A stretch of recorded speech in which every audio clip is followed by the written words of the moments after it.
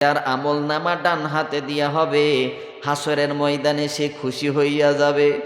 আর যার আমল নামাটা বাম হাতে দিয়া হবে, এর মতো হতভাগার দুনিয়াতে নাই। এই জন্য আপনার আমার আমল নামা নেক আমল আপনাকে আমাকে অর্জন করতে হবে।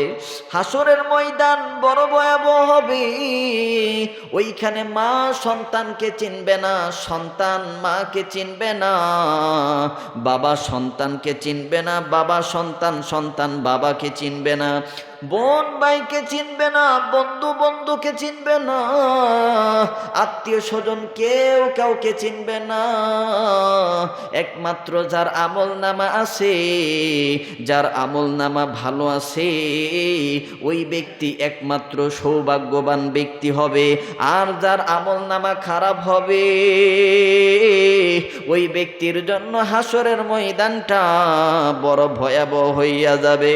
মুসলমান বন্ধু, হযরতে ওসমান গনি রাদিয়াল্লাহু আনহু, হযরতে আবু বকর সিদ্দিক রাদিয়াল্লাহু আনহু, এ মুসলমান বাবা যে দুনিয়াতেই জান্নাতের সার্টিফিকেট দিয়েছেন, দুনিয়াতেই আল্লাহ রব্বুল আলামিন জান্নাতের সুসংবাদ দিয়েছেন।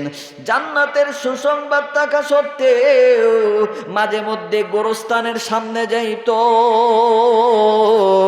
গোরস্থানের সামনে যাইয়া কেমন অশ্রুসিক্ত হইয়া যাইতো, অশ্রুসিক্ত নয়নে কেমন যেন ফুফায় ফুফায় কান্ত। আল্লাহ, আমার আমল নামা যদি বাম হাতে দিয়া হয়, হাসরের ময়দানে আমি তো ধরা খাইয়া যাব। এমন ভাবে কেমন ফুফায় ফুফায় কান্ত। উনাদের ব্যাপারে জান্নাতের সুসংবাদ থাকা সত্ত্বেও আখিরাত নিয়ে এমন ফিকির করছে, আখিরাত নিয়ে বড় টেনশন করছে, আখিরাত নিয়ে বড় ভাবনা ছিল। আজকে আমরা দুনিয়ার মানুষ আখিরাত নিয়ে ভাবি না, আমরা আখিরাতটাকে সাজাই না, আমরা কেমন যেন দুনিয়ার রঙিন স্বপ্ন দেখতেছি, দুনিয়া নিয়ে রঙিন স্বপ্ন দেখতেছি। মুসলমান বন্ধু, আল্লাহ রব্বুল আলামিন বলেন, একদিন না একদিন আপনাকে আমাকে মৃত্যুর স্বাদ নিতেই হবে, আপনাকে আমাকে অন্ধকার জগতের বাসিন্দা হইতে হবে। এ মুসলমান বাবা যে, এই জন্য আপনাকে আমাকে আখিরাতের ফিকির করতে হবে, আপনাকে আমাকে আখিরাতের ফিকির করতে হবে। আমরা তো দুনিয়া নিয়ে ফিকির করি, দুনিয়া নিয়ে রঙিন স্বপ্ন দেখি, আখিরাত নিয়ে স্বপ্ন দেখি না, আখিরাতটাকে আমরা সাজাই না। অথচ দুনিয়ার জিন্দেগিটা একেবারে অল্প সময়, দুনিয়ার জিন্দেগিটা একেবারে অল্প সময়। এই অল্প সময়ের জন্য আমরা দুনিয়াতে মানুষ হইয়া মানুষকে আঘাত দেই, মানুষ হইয়া মানুষের হক নষ্ট করে ফেলি, মানুষ হইয়া মানুষকে এমনভাবে ধোঁকা দেয়, মিথ্যা বলে ধোঁকা দেয়, জবান দ্বারা ধোঁকা দেয়, ইত্যাদি ইত্যাদি। আপনি আমি মনে করি হয়তো দুনিয়ার কোনো মানুষ দেখছে না, আপনার আমার রব ঠিকই দেখতেছে। আল্লাহ রব্বুল আলামিন বলেন, জমিন আপনার আমার বিরুদ্ধে সাক্ষ্য দিবে। আপনার আমার সাথে দুইজন ফেরেশতা আছে, এই দুইজন ফেরেশতাও আপনার আমার বিরুদ্ধে সাক্ষ্য দিবে হাসরের ময়দানে। আল্লাহ রব্বুল আলামিন শরীরের সমস্ত অঙ্গের জবানকে আল্লাহ রব্বুল আলামিন খুলে দিবেন। এই জবান যখন খুলে দিবে, আপনার আমার বিরুদ্ধে সাক্ষ্য দিবে, স্বয়ং জমিন আপনার আমার বিরুদ্ধে সাক্ষ্য দিবে। যুবক বন্ধু, আমার বন্ধুগণ, সম্মানিত সুধী, আমরা যারা শুনছি, আমরা তো এমন হয়ে গেছি, দুনিয়াকে নিয়ে আমরা বড় ব্যস্ত হয়ে গেছি। মসজিদের মিনারা থেকে আজান হইতেছে, কোনো খোঁজ খবর নাই। মুয়াজ্জিন আজানের ধ্বনি দিয়ে ডাকতেছে, হাইয়া আলাস সালাহ, হাইয়া আলাল ফালাহ, এমনভাবে ডাকতেছে, নামাজের দিকে আসো, সফলতার দিকে আসো। আমাদের ধ্যান খেয়াল নাই, সম্মানিত সুধী। অথচ আপনার আমার হায়াত কিন্তু দিন দিন শেষ হয়ে যাচ্ছে। এই জিজ্ঞাসাবাদ, ফাবি আইয়ি আলাই রাব্বিকুমা তুকাযযিবান, জিজ্ঞাসাটা হইল, বান্দা আমার কোন নিয়ামতকে তুমি অস্বীকার করবা? নবীজি সাল্লাল্লাহু আলাইহি সাল্লাম একদিন সাহাবা ইকরামকে নিয়ে এমনভাবে বসা আছেন।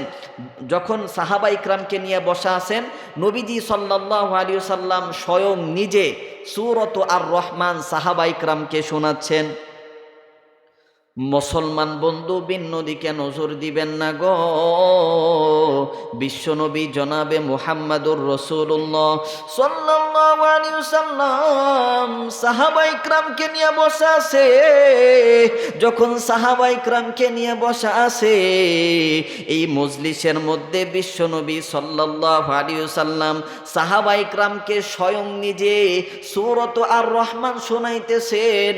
যখন সূরা আর রহমানের মধ্যে ফাবিআইয়ি আলাই রাব্বিকুমা তুকাযিবান এই আয়াতটা বারংবার আসতেছে, 31 বারের মতো আপনার আমার নবী বিশ্বনবী জনাবে মুহাম্মাদুর রাসূলুল্লাহ সাল্লাল্লাহু আলাইহি ওয়াসাল্লাম এই আয়াতটা সাহাবায়ে কিরামের সামনে বললেন, অর্থাৎ সূরাত আর রহমান সাহাবায়ে কিরামকে শুনাইলেন। নবীজি ডাক দিয়ে বলল, সাহাবীরা রে, এ সাহাবীরা রে, আমি তোমাদেরকেও সূরা আর রহমান শুনাইছি। আমি সূরা আর রহমান জিন সম্প্রদায়কে শুনাইছিলাম। যখন জিন সম্প্রদায়কে শুনিয়েছিলাম, ফাবিআইয়ি আলাই রাব্বিকুমা তুকাযিবান, যে সময় বিশ্বনবী সাল্লাল্লাহু আলাইহি ওয়াসাল্লাম 31 বার, একবার না, 2 বার না, 10 বার না, 20 বার নয়, 31 বার ফাবিআইয়ি আলাই রাব্বিকুমা তুকাযিবান যে সময় বলছে, ওই সময় জিন সম্প্রদায় উত্তর দিয়ে বলছে, আমরা আপনার কোন নিয়ামতকে অস্বীকার করি না। জোরে কোন সুবহানাল্লাহ। এই আয়াতের মধ্যে আল্লাহ রাব্বুল আলামিন বলছেন, ফাবিআইয়ি আলাই রাব্বিকুমা তুকাযিবান, বান্দা আমার কোন নিয়ামতকে তুমি অস্বীকার করবা। নবীজি সাল্লাল্লাহু আলাইহি ওয়াসাল্লাম সাহাবায়ে কিরামের সামনে এমন ভাবে এই সূরা আর রহমান শুনাইলেন, সাহাবায়ে কিরাম নীরব থেকে এই সূরাটা শুনছে। নবীজি সাল্লাল্লাহু আলাইহি সাল্লাম বললেন, আমি তো সাহাবায়ে কিরামের সামনে সূরা রহমান শুনাইলাম, সাহাবায়ে কিরাম নীরবভাবে শুনছে। আর যখন আমি জিন সম্প্রদায়ের নিকট সূরা আর রহমান জিন সম্প্রদায়কে শুনিয়েছি, জিন সম্প্রদায় নীরব ছিল না। জিন সম্প্রদায় উত্তর দিয়ে বলেছে, মাবুদ আপনার কোনো নিয়ামতকে আমরা অস্বীকার করি না। সুবহানাল্লাহ। ফাবিআইয়ি আলাই রাব্বিকুমা তুকাযিবান, সূরা আর রহমানের মধ্যে আল্লাহ রাব্বুল আলামিন 31 বার এই আয়াতটা বলেছেন।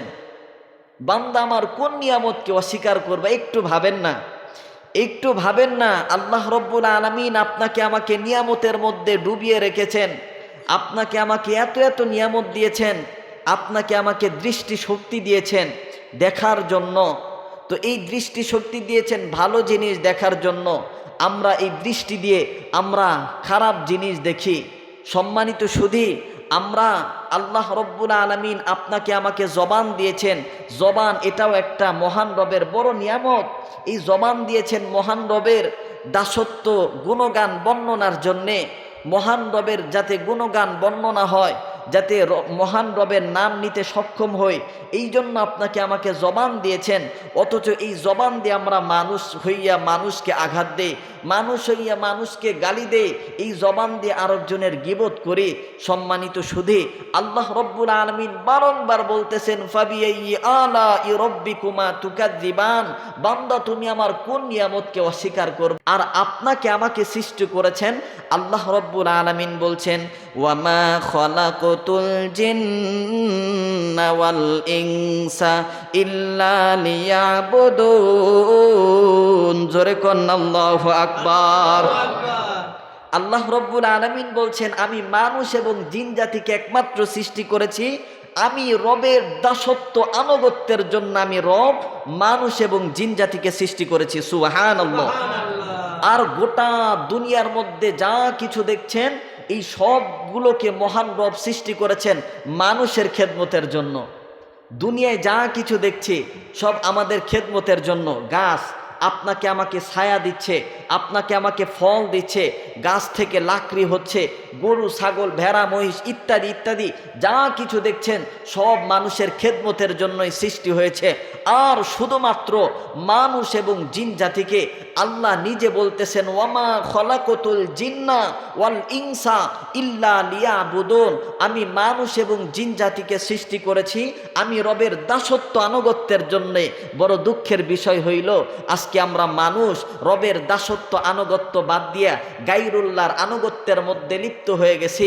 আমরা আল্লাহকে বুড়ো আঙ্গুল দেখায়া বিভিন্ন রীতিনীতির মধ্যে ঢুকে যাচ্ছি। আল্লাহ রব্বুল আলামিন আপনাকে আমাকে সবাইকে সঠিক বুঝদান করুক, বলেন আমিন।